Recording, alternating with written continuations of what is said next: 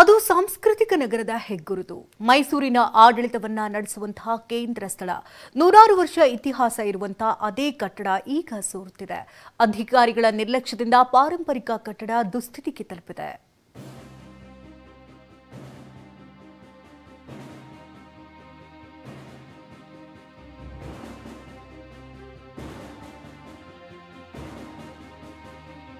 ಸೋರುತ್ತಿಹುದು ಮನೆಯ ಮಾಳಿಗೆ, ಅಜ್ಞಾನದಿಂದ ಸೋರುತ್ತಿಹುದು ಮಾಳಿಗೆ ಅಂತ ಶಿಶುನಾಳ ಶರೀಫರು ಹೇಳಿದ್ರು. ಆದ್ರೆ ಇಲ್ಲಿ ಪಾಲಿಕೆ ನಿರ್ಲಕ್ಷ್ಯದಿಂದಾಗಿ ಪಾರಂಪರಿಕ ಕಟ್ಟಡವೇ ಸೋರ್ತಾ ಇದೆ.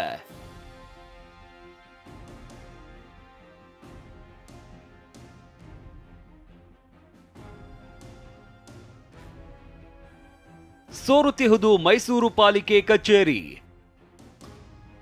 ಅಧಿಕಾರಿಗಳ ನಿರ್ಲಕ್ಷ್ಯ, ಪಾರಂಪರಿಕ ಕಟ್ಟಡದ ದುಸ್ಥಿತಿ.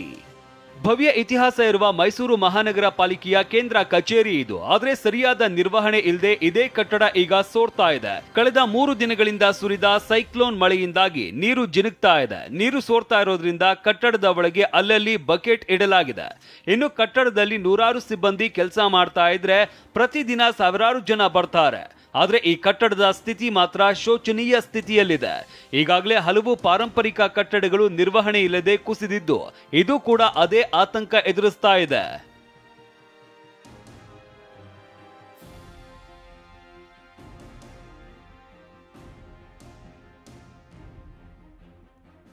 ಪಾಲಿಕೆ ಕಚೇರಿಗೆ ಟಾರ್ಪಲ್ ಹೊದಿಸಿದ ಸಿಬ್ಬಂದಿ. ಪ್ರತಿ ಬಾರಿ ಮಳೆ ಬಂದಾಗಲೂ ಕಟ್ಟಡ ಸೋರ್ತಾ ಇದೆ. ಇಷ್ಟಾದ್ರೂ ಸಿಮೆಂಟ್ ಬಳಸಿ ರಿಪೇರಿ ಮಾಡಿಸಬೇಕಾಗಿದ್ದ ಅಧಿಕಾರಿಗಳು ಟಾರ್ಪಲ್ ಹೊದಿಸಿ ಸೈಲೆಂಟ್ ಆಗಿದ್ದಾರೆ. ಮಳೆ ಗಾಳಿಗೆ ಆ ಟಾರ್ಪಲ್ ಕೂಡ ಹಾಳಾಗಿದ್ದು ನೀರು ಸೋರೋದು ನಿಂತಿಲ್ಲ. ಮೈಸೂರು ಮಹಾನಗರ ಪಾಲಿಕೆ ನಿಜಕ್ಕೂ ಕೂಡ ಇಲ್ಲಿ ಕೆಲಸ ಮಾಡುವಂಥ ಸಿಬ್ಬಂದಿಗಳಿಗೆ ಯಾರಿಗೂ ಕೂಡ ರಕ್ಷಣೆ ಇಲ್ಲ. ಯಾಕಂದರೆ ಅಷ್ಟೊಂದು ಕೆಟ್ಟ ಪರಿಸ್ಥಿತಿ ಈ ಒಂದು ಮಹಾನಗರ ಪಾಲಿಕೆಯ ಕಟ್ಟಡದಲ್ಲಿ ಇರುವಂಥದ್ದು. ಈ ಒಂದು ಕಟ್ಟಡ ಏನಿದೆ, ಈ ಕಟ್ಟಡ ನಿಜಕ್ಕೂ ಕೂಡ ಕುಸಿಯುವ ಹಂತಕ್ಕೆ ತಲುಪಿದೆ. ಇಲ್ಲಿರುವಂಥ ಮೈಸೂರು ಮಹಾನಗರ ಪಾಲಿಕೆ ಕಟ್ಟಡಕ್ಕೆ ಈಗ ಟಾರ್ಪಲ್ನಿಂದ ರಕ್ಷಣೆ ಮಾಡಲಾಗ್ತಿದೆ. ಈ ಬಗ್ಗೆ ಪಾಲಿಕೆ ಆಯುಕ್ತರನ್ನ ಕೇಳಿದ್ರೆ ದುರಸ್ತಿ ಕೆಲಸಕ್ಕೆ 1 ಕೋಟಿ ಹಣ ಮಂಜೂರಾಗಿದೆ, ಮಳೆ ನಿಂತ ಬಳಿಕ ಕೆಲಸ ಶುರು ಮಾಡ್ತೇವೆ ಅಂತಾರೆ. ಇದಕ್ಕೋಸ್ಕರ ದುರಸ್ತಿಗೋಸ್ಕರ ಟೆಂಡರ್ ಮಾಡಿದ್ದೀವಿ. ಟೆಂಡರ್ ಆಗಿ 3 ತಿಂಗಳಾಗಿದೆ.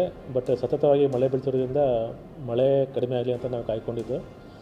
ಈಗ ನಮ್ಮ ವಾಡಿಕೆ ಪ್ರಕಾರ ದಸರಾ ಆದಮೇಲೆ ಮಳೆ ಸ್ಟಾಪ್ ಆಗುತ್ತೆ ಅಂತ ನಾವೀಗ ಕಾಮಗಾರಿ ಕೈ ಇಟ್ಕೊಂಡು ಆ ಥರ ಆಗಿ ಇದು ಇದಾಗ್ತಿದೆ. ಇದನ್ನು ಶೀಘ್ರದಲ್ಲೇ ಹೆರಿಟೇಜ್ ಕಮಿಟಿ ಮಾರ್ಗದರ್ಶನದಂತೆ ಇದು ಹೇಗಿದೆ ಅದೇ ಥರ ಸ್ವಚ್ಛಗೊಳಿಸ್ಕೊಂಡು ಕೆಲಸ ಮಾಡೋದಕ್ಕೆ ಅಧ್ಯಕ್ಷರು ಟೆಂಡರ್ ಮಾಡಿದ್ದಾರೆ. ಮೈಸೂರು ಮಹಾರಾಜರು ಕಟ್ಟಿದ್ದ ಗಟ್ಟಿಮುಟ್ಟಾದ ಕಟ್ಟಡ ಈಗ ನಿರ್ಲಕ್ಷ್ಯಕ್ಕೆ ಬಲಿಯಾಗ್ತಾ ಇರೋದು ನಿಜಕ್ಕೂ ವಿಪರ್ಯಾಸ. ದಿಲೀಪ ಚೌಡಹಳ್ಳಿ, TV9 ಮೈಸೂರು.